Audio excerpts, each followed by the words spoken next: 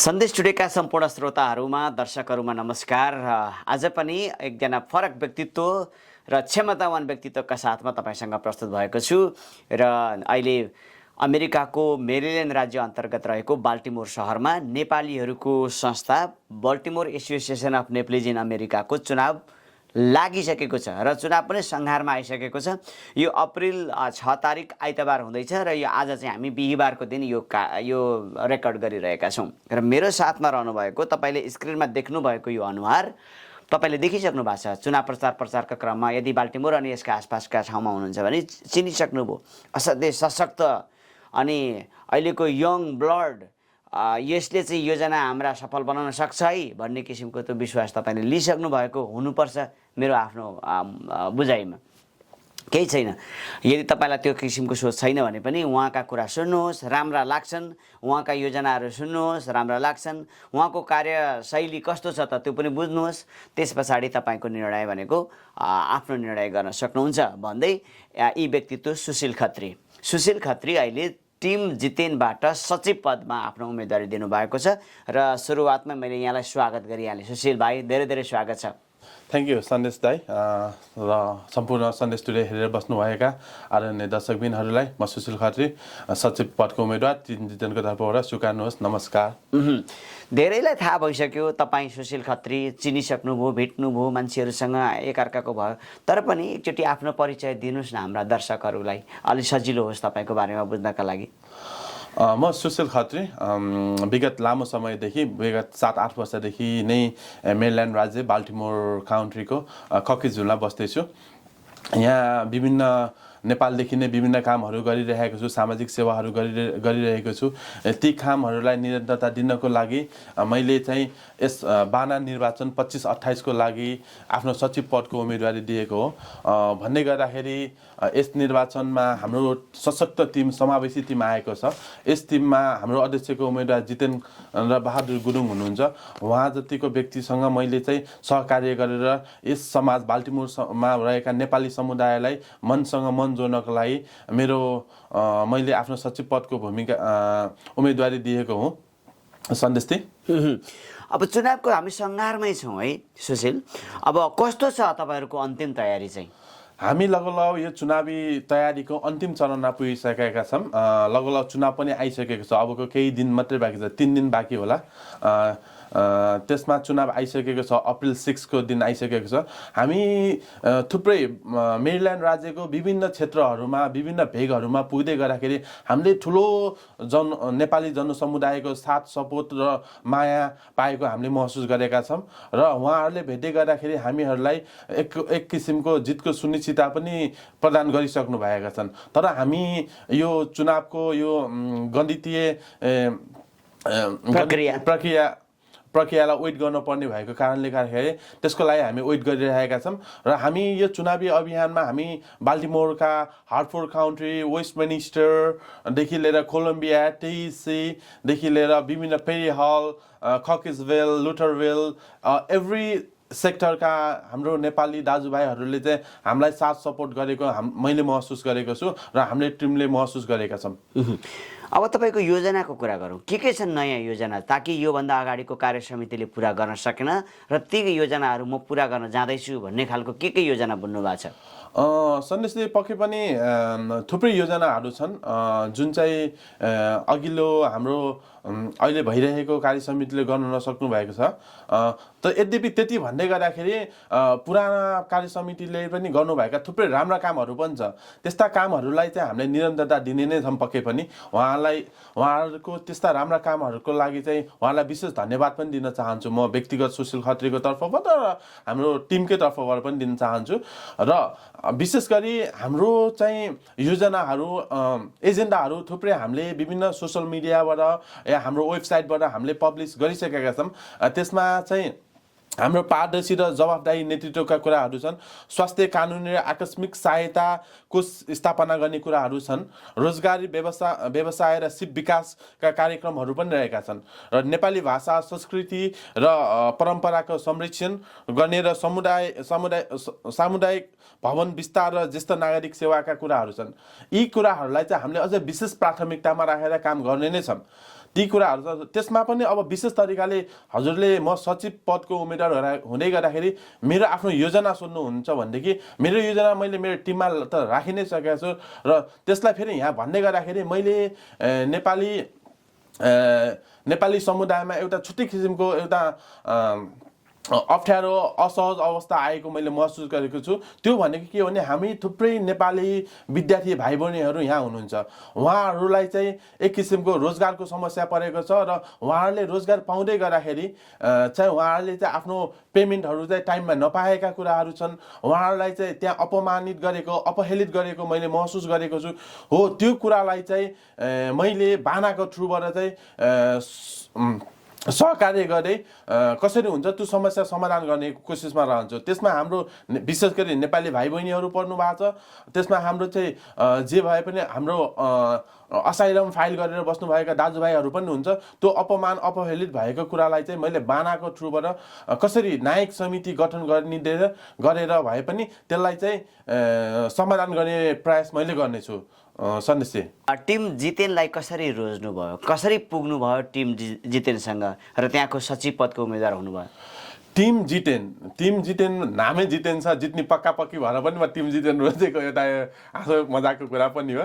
तर के हो भनेदेखि टिम जितेनमा हाम्रो अभिभावक अहिले हाम्रो चुनावी कमान्डर बनेर हिँड्नुभएको छ जितेन्द्र बहादुर गुरुङज्यू। उहाँ यस्तो व्यक्ति हुनुहुन्छ, उहाँको सामाजिक काम गर्ने एउटा क्षमताको, उहाँको हुटहुटी, उहाँको लगनशीलता देखेर म एकदम इम्प्रेस भएको छु। उहाँलाई मैले चिनेको नै लामो समय भइसकेको छ। म यत्तिकै जितेनको टिममा गएको पनि होइन। जितेनजीलाई मैले चिनेको लगभग 6-7 वर्ष भइसकेको छ। उहाँले हरेक क्षेत्रमा चाहिँ सफल रूपमा आफूलाई प्रमाणित गर्नुभएको छ। उहाँ अहिले चुनावी दौडान जाँदै गर्दा पनि उहाँ आफ्नो परिवारलाई कसरी म्यानेज गरेर उहाँको मिसेस हुनुहुन्छ, बच्चा भर्खर भइरहेको छ, उहाँले त्यो कुरालाई सम्म चाहिँ व्यवस्थापन गरेर आफ्नो पहिला परिवारलाई दिनुपर्ने टाइमलाई पनि यसले समाजलाई दिइरहनु भएको छ। त्यो एउटा काम गर्ने उहाँको सोच विचार अहिले पनि त्यस्तो देखिरहेछन्। हिजो विगतमा पनि मैले देखाएको छु उहाँले चाहिँ 2-3टा घर चाहिँ रेन्टमा लिएर पनि हाम्रो नेपाली स्टुडेन्ट भाइ बहिनीहरूलाई चाहिँ घरमा राखिरहनु भएको छ। कार्यक्रमहरू विभिन्न स्टुडेन्ट लगायतका विभिन्न अप्ठ्यारोमा परेका नेपाली दाजुभाइहरूलाई चाहिँ एक ठाउँमा ल्याएर सहयोग गरिरहनु भएको छ। त्यस्तो व्यक्तिलाई चाहिँ म जतिकै एक युवाले साथ दिनुपर्छ। त्यो दिँदाखेरि चाहिँ हामी 1 र 1 2 नभइकन हामी 1 र 1 हुँदा 11 भएका मैले महसुस गरेको छ। त्यस कारणले गर्दाखेरि चाहिँ मैले टिम जितेन रोजेको हुँ। सन्देश अब अर्को एउटा जिज्ञासा छ, यसलाई आरोप त भन्ने नहालौँ होइन, तर पनि तपाईँहरूप्रति एउटा गुनासो छ मान्छेहरूको। यो जितेन समूह र तपाईँहरू चाहिँ कुनै राजनीतिक पार्टीबाट प्रेरित भएर राजनीतिक पार्टीले उठाएका उम्मेदवारहरू हुन् भनेर भन्ने गरिन्छ। हुन त यो प्रश्न मैले धेरै ठाउँमा सोधिसकेको छु र तपाईँलाई पनि सोध्न मैले आवश्यक ठानेको हुँ। के छ यसको बारेमा केही तपाईँको धारणा छ? सन्देश हामी चुनावी प्रक्रियामा अगाडि बढ्दै गर्दाखेरि हामीलाई विभिन्न क्षेत्रीय संस्थाहरूको सङ्गठनहरूको जातीय सङ्गठनहरूको राजनीतिक सङ्गठनहरूका स्वतन्त्र विद्यार्थीहरूका होइन थुप्रैको समर्थन र सहयोग आयो। त्यसै क्रममा हामीलाई कुनै एउटा राजनीतिक संस्थाले पनि त्यो विचार बोक्ने संस्थाले नै हामीलाई समर्थन गर्यो। हामी पनि खोज्दै गएका थियौँ। हामी खोज्दै जाँदाखेरि हामीलाई सहयोग गर्ने कुरामा चाहिँ गर्छु भन्ने उहाँले प्रतिबद्धता जनाउनु भयो। त्यसलाई चाहिँ हामीले एकदम पोजिटिभ तरिकाले लिएका छौँ। यहाँ कुनै पनि बानामा चाहिँ भित्र गइसकेको छ, कुनै राजनीतिक रङ भेदभाव हुने पक्कै पनि छैन। त्यो कुरा चाहिँ हजुरहरू सम्पूर्ण मतदाताहरूले अभिभावकज्यूहरूले मनन गर्नुहोला।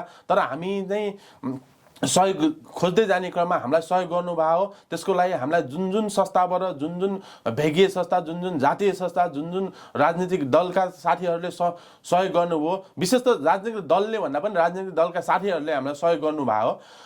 त्यो कुरालाई चाहिँ हामीले मध्यनजर गरेका छौँ। त्यसको लागि जसले सहयोग गर्नुभयो उहाँहरूलाई फेरि पूर्ण एकपटक हामी नमन गर्न चाहन्छौँ हाम्रो टिम जितेनको समूहबाट। यस्तो त हुँदैन भोलि अब त्यो जसले सहयोग गरे तपाईँहरू चाहिँ जस्ट देखिने अनुहारहरू मात्रै चलाउने चाहिँ फेरि उहाँहरू नै हुने स्थिति त हुँदैन पक्कै पनि। यो कुरा चाहिँ एकदमै गलत राम्रो प्रश्न सोध्नुभयो। तर यसको मैले चाहिँ यो गलत भाषी निर्माण नहोस् भन्ने तरिकाले म हजुरलाई भन्न चाहन्छु र आम मतदातालाई भन्न चाहन्छु। हामी त्यहाँ गइसकेपछि कुनै पनि भेदभाव हुँदैन। जुन हिजो विगतको दिन भइरहेको चाहिँ हामीले सुनिरहेका छौँ, तपाईँहरूले नै महसुस गर्नु भइरहेको होला। त्यो कुरालाई चाहिँ हाम्रो त्यहाँबाट चाहिँ कुनै पनि हालतमा चाहिँ हुनेवाला छैन त्यो कुरा। सन्देश के छ तपाईँहरूको आधार? तपाईँहरू आफै क्षमतावान हुनुहुन्छ? तपाईँको टिम क्षमतावान छ? हाम्रो देखिरहनु भएको छ। हाम्रो टिममा लगभग हामी लगभग 11 जना छौँ। हामी 11 जना माने 101 छौँ। हाम्रो टिममा पनि हामीले चाहिँ विभिन्न क्षेत्रका मान्छेहरूलाई जोडेका छौँ होइन। उहाँहरू स्वविवेक प्रयोग गर्न सक्नुहुन्छ। उहाँहरू कोही चाहिँ आइटी सेक्टरका हुनुहुन्छ, कोही चाहिँ स्वास्थ्य क्षेत्रका हुनुहुन्छ, कोही चाहिँ रोजगार क्षेत्रका हुनुहुन्छ।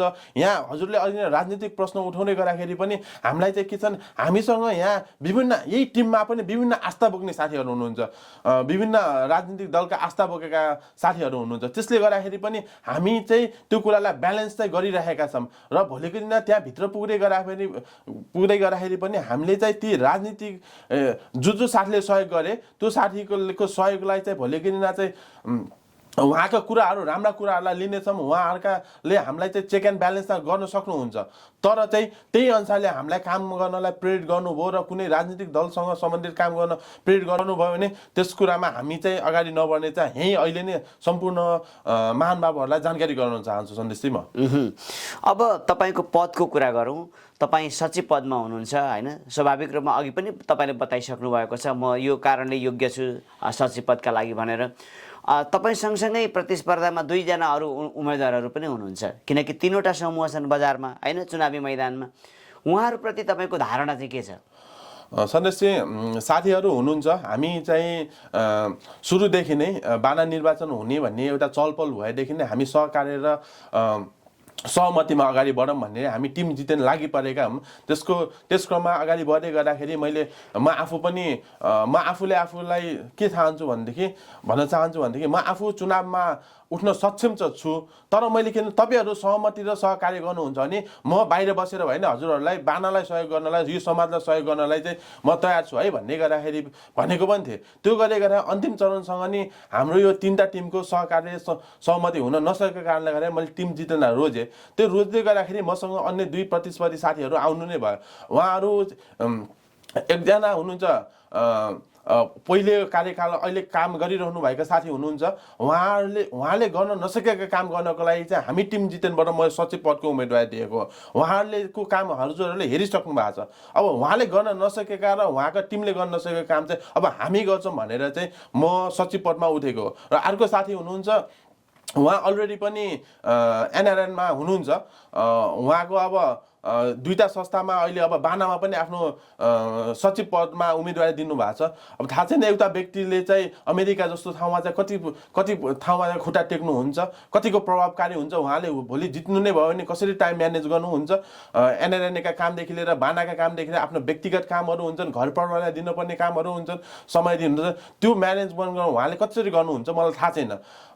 पक्कै पनि साथीहरू राम्रो हुनुहुन्छ। उहाँहरूलाई पनि म चाहिँ शुभकामना चाहिँ दिन चाहन्छु सन्देशजी। अब यो शुभकामनाका साथसाथमा अर्को एउटा सँगै रिलेट भएको एउटा क्वेसन के छ भन्नुहुन्छ भने यहाँ जति पनि उम्मेदवारहरू हुन्छन् कहीँ न कहीँ कुनै न कुनै क्षेत्रीय अथवा जातीय सङ्घ संस्थाहरूसँग आबद्ध भएका उहाँहरूले चाहिँ ऐक्यबद्धता जनाउनु भएका उम्मेदवारहरू देख्छु म होइन।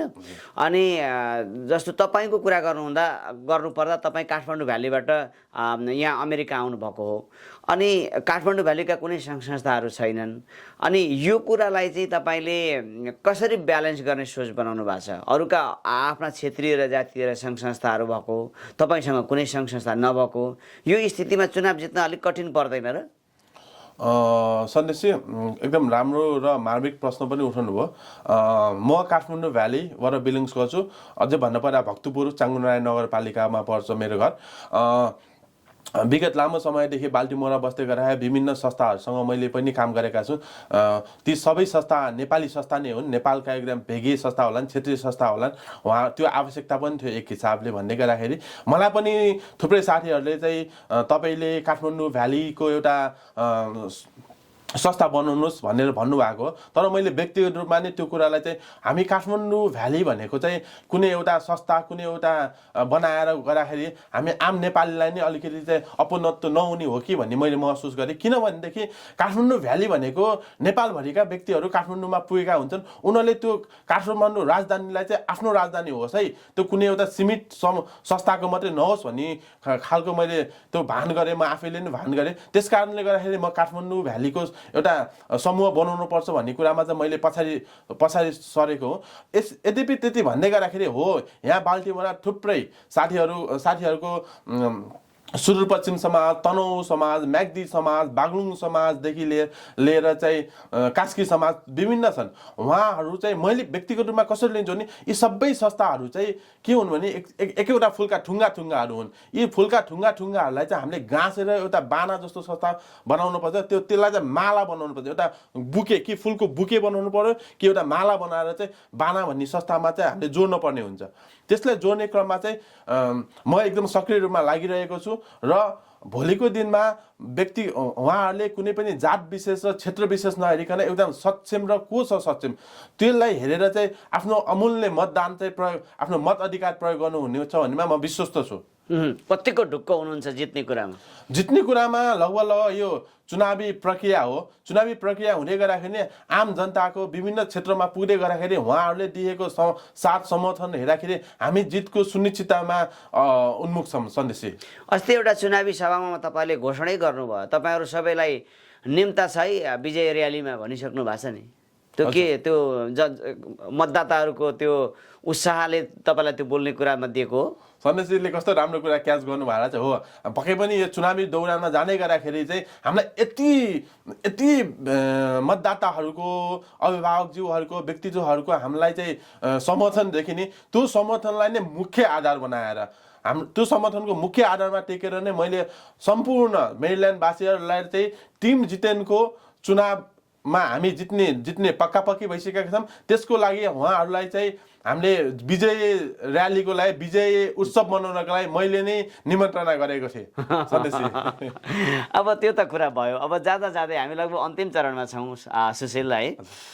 तपाईँ त असाध्यै पवित्र स्थलको मान्छे। चाँगु नारायण भन्ने बित्तिकै म त्यो नाम सम्झिँदा मेरो शिर अटोमेटिकली झुक्छ होइन। धेरै वसन्तहरू मैले त्यहाँ बिताएको छु। चाँगु नारायणलाई मैले आफ्नो ठान्छु र यहाँ आउँदाखेरि पनि मलाई चाँगु नारायण भन्ने बित्तिकै त्यो अर्कै किसिमको आत्मीयता हुन्छ होइन। त्यो पवित्र ठाउँको मान्छेले यतिखेर आम मतदाताहरू, यतिखेर बाल्टिमोरवासी आम मतदाताहरूलाई मतदान गर्नको लागि त आह्वान गर्नुपर्छ नै। एकचोटि आह्वान गर्नुहोस् अनि हामी यो कार्यक्रम, यो अन्तर्वार्तालाई, यो कुराकानीलाई हामी टुङ्ग्याउँछौँ। नमस्ते सम्पूर्ण मेरील्यान्डवासी आमा बुवा दाजुभाइ तथा दिदीबहिनीहरूमा पुनः एकपटक म चाहिँ हजुरहरू समक्ष भोट अपिल गर्न चाहन्छु, मत अपिल गर्न चाहन्छु। म टिम जितेनको तर्फबाट सचिव पदको उम्मेदवार छु र मेरो टिममा एकदमै सक्षम, सरल र जुझारु युवा हुनुहुन्छ। अध्यक्ष पदको उम्मेदवार हुनुहुन्छ जितेन्द्र बहादुर गुरुङज्यू, जितेनज्यू। उहाँसँग सिनियर भोइस प्रेसिडेन्टमा हुनुहुन्छ जनक थापाज्यू, ब्रिजेश महर्जन हुनुहुन्छ भोइस प्रेसिडेन्टमा, सचिवमा म आफै छु। हाम्रो सशक्त युवा सरल व्यक्तित्व हुनुहुन्छ अर्को महासचिवका उम्मेदवार सलिन बस्नेतज्यू र सँगसँगै कोषाध्यक्षमा हुनुहुन्छ सञ्जु डङ्गलज्यू र लगायत हामीसँग अभिभावकको रूपमा हुनुहुन्छ लक्ष्मीनारायण शाहज्यू, अभिभावक पनि हुनुहुन्छ सोनिका चुनाराज्यू, राजु सुवेदीज्यू, भूपेश जङ साई भाइ र हृदय केसी हुनुहुन्छ। उहाँहरू सम्पूर्णलाई चाहिँ अब आउने चुनाव बाना निर्वाचन 25-28 हजुरहरूको अमूल्य मतदान गरी हाम्रो टिमलाई चाहिँ विजय गराइदिनु हुनेछ र यो समुदायलाई चाहिँ एउटा नेक्स्ट लेभलमा पुर्याउनको लागि चाहिँ हामीले गर्नुपर्ने काम गर्नेछौँ भन्ने आफ्नो प्रतिबद्धता जनाउँदै हजुरहरूबाट बिदा लिन्छु। धन्यवाद। जय बाना।